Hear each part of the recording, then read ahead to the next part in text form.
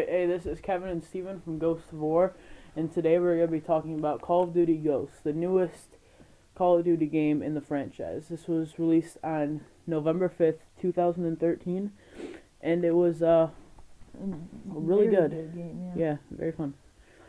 And as you can see here, this is actually the Hardened Edition box that it came in. Neither of us got a Hardened Edition, but it's kind of a funny story because we both went to the pre-order at midnight release, yeah, and for this game, and we were just kind of standing in line, and some guy just kind of threw that box at us, and we just okay, so we just kind of took it.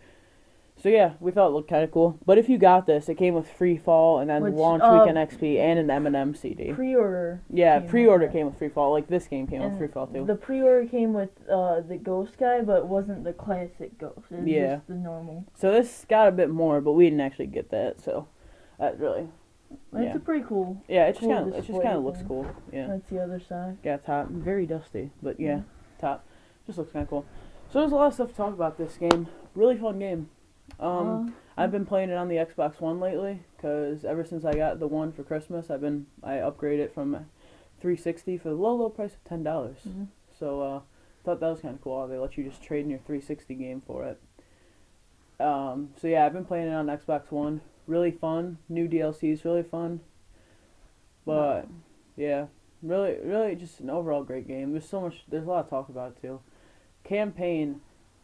Think they're gonna have a Call of Duty Ghost 2 pretty soon here, because if you've played the campaign, I don't want to spoil it, but if you haven't beat the campaign yet, you've probably been a hole in the ground for a while, but don't want to spoil it. But the end of the campaign makes it feel like there's gonna be another Ghost, and if you've already beat it, then you know, and once you beat it, you'll know what I mean by that. So yeah, it feels like there's gonna be another one, which I'm excited about, because the first game was really fun. Like, one of my probably favorite missions was, I really liked Federation Day, where you could rappel everywhere and stuff like that. And I actually did an achievement guide on the Sleeping Beauty one on that map, because it's really hard to miss, but it's a really easy one, but it's hard to miss. I mean, it's easy to miss, but like it's easy to get, because it's a part where you're supposed to like run down, not take it slow. But yeah, but it's a really fun. That's a level I like. But I also like the space level in the beginning. Yeah. They have a space level at the end, Odin. See, a lot of people were telling me that they don't like the space levels, but I thought a lot of people are stupid. New. I also like the underwater level. That was neat too. Yeah, I really wanted that gun for multiplayer. I thought it was cool, but I couldn't find it. Yeah, no, they don't have it. I hate it. It's cool though. It's very cool. Yeah, so this game was made by Raven, Neversoft, Infinity Ward, and Activision. And Neversoft and Raven have never had anything to do with Call of Duty games, except Neversoft helped in World at War.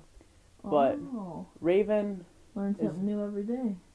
Raven is new to Call of Duty, which I thought was kind of cool how they brought in new producers, or whatever you call them, directors. So I just thought that was really cool. They also added two new things to this: squads and extinction. Yeah. And Extinction, I think it's really fun, but I mean, Zombies is better, I'm gonna say.